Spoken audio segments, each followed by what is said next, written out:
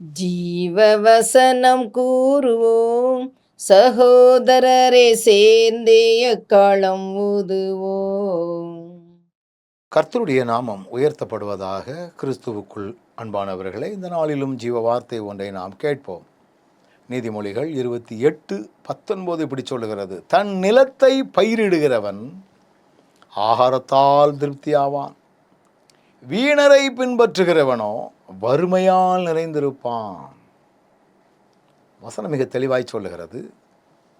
தன் நிலத்தை பயிரிடுகிறவன் அப்படின்னா உழைக்கிறவன். உழைப்புக்குரிய பலன் உண்டு. நம்முடைய உழைப்பை சரியாக பயன்படுத்துவோமே என்றால் அதன் மூலமாக நாம் திருப்தி அடையக்கூடிய ஆகாரங்களை தந்து நம்மை வழிநடத்துகிறவர்.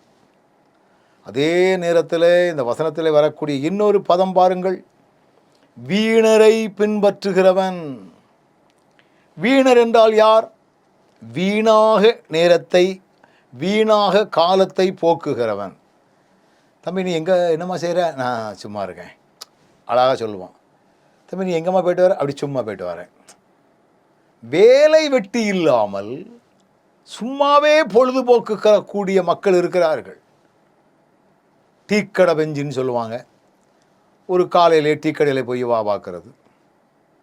உழைப்புக்கு முக்கியத்துவம் கொடாமல் சும்மா நேரத்தை போக்கக்கூடிய மக்கள். இப்படி வீணாய் நேரத்தை போக்கக்கூடிய ஒரு மனிதனை பின்பற்றினால் அவருடைய வாழ்க்கையில் வறுமைதான் நிச்சயமாக வரும். வறுமையால் நிறைந்திருப்பான் என்று வேதவசனம் சொல்லுகிறது. அது எத்தனை ஒரு உண்மையான ஒரு காரியம், எத்தனை ஒரு மகிமையான ஒரு காரியம்.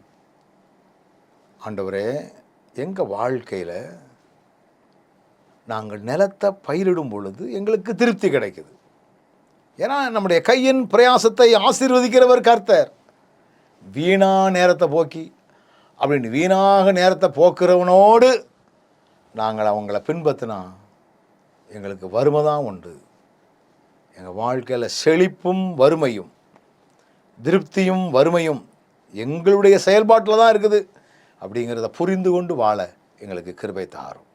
நல்ல ஆண்டவரே, கவனத்தோடு எங்கள் வாழ்க்கை முறைகளை நாங்கள் அமைத்து கொள்ளுகின்ற கிருபைகளை தந்து வழி நடத்தும். இயேசுவின் நாமத்தில் பிதாவே, ஆமென்.